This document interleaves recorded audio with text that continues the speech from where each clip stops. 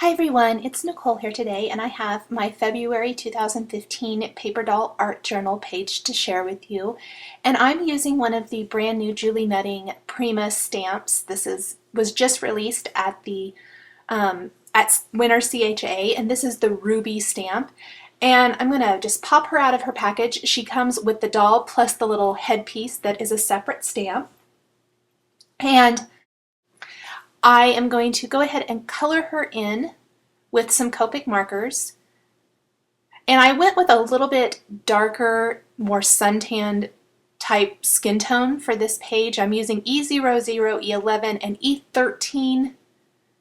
Oh, not E13, I apologize, E15 for her skin. But I am doing my base color here with the E00. With these text papers, I know I get a lot of questions about them. They are from my stash. A lot of them are no longer available. However, if you go to my blog post, which is linked below here on YouTube, I have linked up a bunch of other text papers that might be available. I did a search, and they're similar to what I'm using, or I might even have these as well. I just try to usually use things that I already have in my stash. You might even look, if you have a lot of these 12 by 12 papers, a lot of times the B side or the back has a text design on it. I'm going to go ahead and blend out her color here. With the E15, it gives quite a bit darker skin, so I needed to blend a little bit more. But I liked the kind of more suntanned type look that I got with that color combination. I usually use E00, 11, and 13 with R20 for the cheeks, and instead of the E13, I switched out for the E15 for this. Now for her hair, I decided to go for kind of a blonde look, and I've been using anyway a lot here lately, E30, 31, and E55. If you need a little bit more shadows or to deepen any of it, you can go ahead and use a deeper shade, but for this one here today, this is all I used. The E55 gave me enough. I really wanted to kind of keep more of that blonde look, and where it's kind of curly there along the left side, I just used little squiggle marks to add the texture of her hair there. Now these are scraps of paper from the Crate Paper Kiss Kiss collection. This was from the Simon Says Stamp February card kit, which is no longer available, but you might be able to still find these papers. One of my big goals is to try to use up my kit as much as possible, so I like to use the supplies from my card kit on my paper doll art journaling pages. Once I have all of her outfits stamped, I'm going to go ahead and cut all of that out. I fussy cut all of it, and then pieced it back together onto the doll. I have not cut her out yet. One of the things that I really find that I like to do is to go ahead and piece her all together while she's still on that text paper.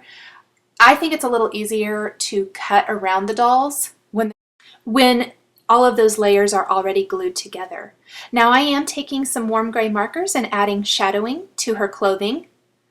I started light and went a little bit darker as needed. Once I have her all colored in, I'm going to go ahead and cut her out. I have not done her shoes yet, but that's okay. I can add those in a little bit, but once I've gotten to this point, I'm pretty much ready to cut her out. I also needed to cut out her little headpiece that I stamped on a piece of that more solid type of pattern paper scrap. So I've cut it out as well so I can put everything together. I've added a little glue to it, and it was a little tricky to get picked up. And go ahead and get that glued where I want onto her head,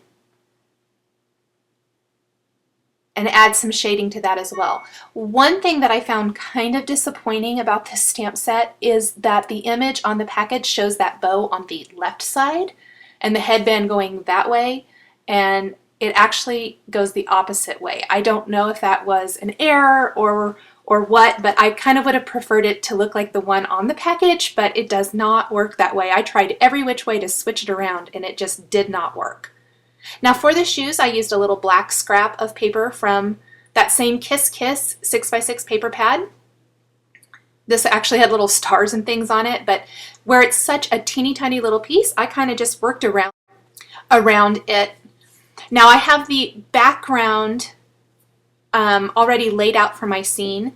The brick paper is from Kaisercraft, and I just trimmed it to 6x8 and added a little piece of brown cardstock, also left over from the February Simon Says Stamp card kit, and it's along the bottom to create kind of that landscape and ground the doll. I have not attached the doll yet, but I'm using tons of these crepe paper Kiss Kiss rub-ons. These were also from the February kit, or you can purchase them individually now since the kit is no longer available. But I kind of thought it would be fun to create a graffiti type wall effect using the rub-ons, and it's been ages since I've used rub-ons. I kind of forgot how sticky they are. So be sure that you want it where you've put it once you remove that backing paper.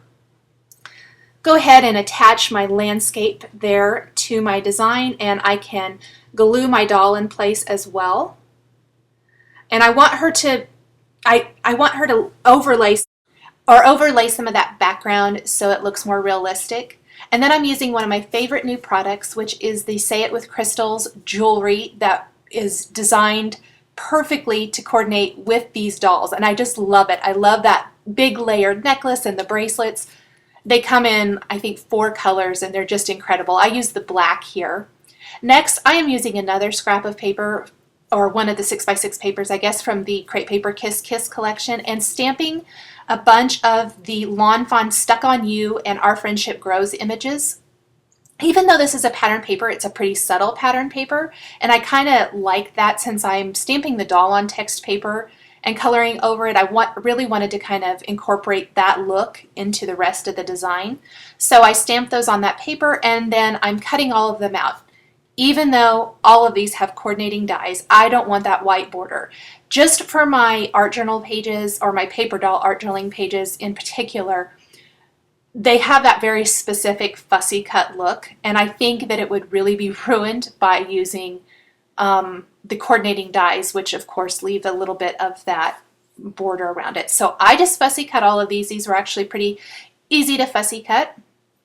And then I'm going to have or round out this design by having a set of 3 potted plants there to the left of the doll.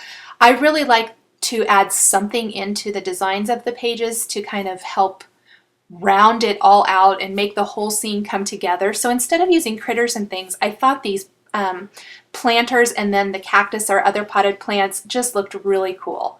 So I did go over, or I colored in the one, of course, with Copic markers, but then the one that I color or stamp, that's a solid image stamp, I did add some shading over my original stamping with Copic markers, as well as to the cactus and the succulent plant and things there.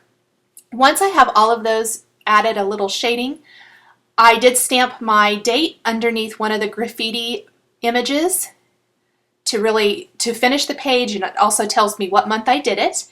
And I thought it really worked well with the graffiti design of this month's page.